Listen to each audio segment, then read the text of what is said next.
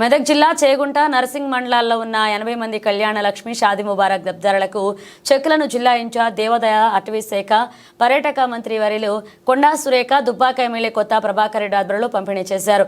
అనంతరం స్టేజ్పై ప్రోటోకాల్ వివాదం నెలకొంది. వేదికపై కాంగ్రెస్ పార్టీ ఇన్ఛార్జ్ చెరుకు శ్రీనివాసరెడ్డి వేదికపైన కూర్చోవడంతో ఎమ్మెల్యే అభ్యంతరం వ్యక్తం చేశారు. అనంతరం చెరుకు శ్రీనివాసరెడ్డి మాట్లాడుతూ కొత్త ప్రభాకర్ రెడ్డి ఇప్పటికైనా చిల్లర రాజకీయాలు చేస్తే సహించేది లేదు. నేను దుబ్బాక నియోజకవర్గ అభివృద్ధి కోసం జిల్లా ఇన్ఛార్జి మంత్రివర్యులతో నిధులు తీసుకొచ్చి అభివృద్ధి చేస్తున్నానని అన్నారు. ఇరు పార్టీల మధ్య తోపులాట నినాదాలతో మారుమోగాయి. చివరికి పోలీసులు జోక్యం చేసుకుని ఇరు వర్గాలను శాంతింపచేశారు. స్థానిక శాసనసభ్యులు సోదరులు ప్రభాకర్ రెడ్డి గారికి మరియు ఇక్కడ ఇన్ఛార్జ్ మా నాయకుడు శ్రీనివాస్ రెడ్డి గారికి ప్లీజ్ గారికి మరియు ఇతర నామినేటెడ్ కానీ ఎలక్టెడ్ కానీ అలాగే మీడియా మిత్రులకి పోలీస్ సిబ్బందికి ప్రతి ఒక్కరికి కూడా నా నమస్కారం. ముఖ్యంగా ఇది ఒక మంచి కార్యక్రమం. ఒక ప్రభుత్వం ఉన్నప్పుడు కొన్ని పథకాలను ప్రవేశపెట్టినప్పుడు మళ్ళీ ప్రభుత్వాలు మారినప్పుడు ఆ పథకాలను కంటిన్యూ చేస్తుంది అంటే అది మంచి పథకం అని మనం భావించాలి.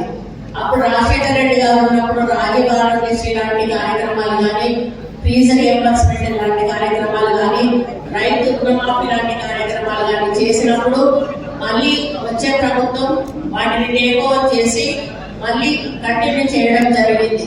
ఎందుకంటే అది ప్రజలకు తప్పనిసరిగా అవసరం, దానివల్ల పేద ప్రజలకు మేలు జరుగుతుంది అనేటువంటి ఒక నమ్మకం ప్రజల్లో కలిగినప్పుడు ఆ యొక్క పథకాన్ని మనం తీసేస్తే ప్రజల నుండి వ్యతిరేకత ఎదురవుతుంది, ప్రభుత్వానికి ఒక చెడ్డ పేరు వస్తుంది. అదేవిధంగా పోయిన ప్రభుత్వంలో కళ్యాణ లక్ష్మి కానీ షాదీ ముబారక్ కానీ పెట్టినప్పుడు నిరుపేదలు వాళ్ళ కుటుంబాల్లో కనీసం పెళ్లి బట్టలు కూడా కొనుక్కోలేనటువంటి పరిస్థితుల్లో ఉన్న వాళ్ళకి ఈ యొక్క కళ్యాణ లక్ష్మి షాదీ ముబారక్ ద్వారా వాళ్ళకు పిల్లలకు కొంత ఒక స్థాయిలో పెళ్లి చేసుకునే అవకాశం కలిగింది. కాకపోతే ఫస్ట్ లో ఇచ్చినప్పుడు ఏంటంటే అమ్మాయి పేరు మీద చెక్కులు ఇవ్వడం వలన అత్తగారి వాళ్ళతో గొడవలు పడము, ఏ కార్యక్రమం మొదలుపెట్టినా, ఏ ప్రభుత్వం మొదలుపెట్టినా మొదట్లో కొన్ని ఇబ్బందులు ఎదురవుతాయి. తర్వాత రాను రాను కూడా వాటిలో ఉన్నటువంటి ఇబ్బందులను గుర్తించి ప్రభుత్వం వాటిని సరి చేస్తూ మళ్ళీ రూల్స్ రెగ్యులేషన్స్ మారుస్తూ పోతుంది. అదే క్రమంలో అప్పుడు ఆ విధంగా ఇబ్బంది జరిగినప్పుడు మళ్ళీ తర్వాత ఏం చేశారు అంటే ఈ చెక్కులు ఏవైతే ఉన్నాయో పిల్ల తల్లి పేరు మీద రావాలి, వచ్చినప్పుడు దానికి మన ఉపయోగం ఉంటుంది అన్నటువంటి ఆలోచనతోటి ఈ చెక్కుల పంపిణీ మరి అమ్మాయి తల్లి పేరు మీద వచ్చే విధంగా ఈ కార్యక్రమాన్ని ఏర్పాటు చేయడం జరిగింది. మరి మేము అధికారంలోకి వచ్చినాక చాలా కళ్యాణ లక్ష్మి పెండింగ్ ఉండే గత ప్రభుత్వం సమయంలో ఉన్నప్పుడు అవన్నీ క్లియర్ చేసుకుంటూ ఇప్పుడు జరుగుతున్న శుభకార్యాలకు సంబంధించిన చెక్కులు కూడా త్వరగా గ్రీన్ ఛానల్ ద్వారా ఇవ్వాలనేటువంటి లక్ష్యంతో ప్రభుత్వము వెంటనే వాటిని క్లియర్ చేస్తూ ఈ కార్యక్రమాన్ని కొనసాగించడం జరుగుతూ ఉంది. దాంట్లో భాగంగానే ఈ దుబ్బాక నియోజకవర్గంలో కళ్యాణ లక్ష్మి చెక్కుల కింద 70 మంది చేగుంట మండలంలో, 20 మంది నార్సింగ్ మండలం లబ్ధిదారులకు ఇక్కడ ఇవ్వడం జరుగుతుంది. దీంతో పాటుగా మన ప్రభుత్వం ప్రతిష్టాత్మకంగా తీసుకున్నటువంటి 4 పథకాలు కూడా ఈరోజు ఇందిరమ్మ కమిటీలు గ్రామాల్లో తిరుగుతా ఉన్నాయి. మీ గ్రామాలకు వచ్చారా? మా చేతులు ఎత్తండి, ఎవరి గ్రామాలకు వచ్చారు? ఇందిరమ్మ ఇళ్ల కోసం కానీ వాటి కోసం కానీ వస్తున్నారు కదా, రావడం కదా, చెప్పండి.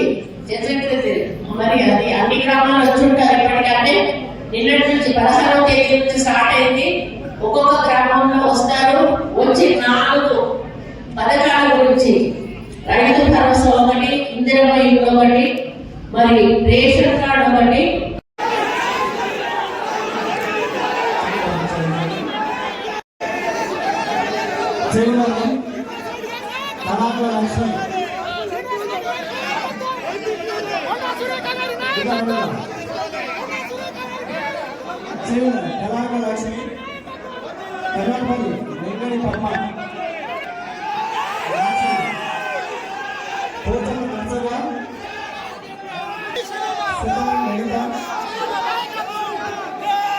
Thank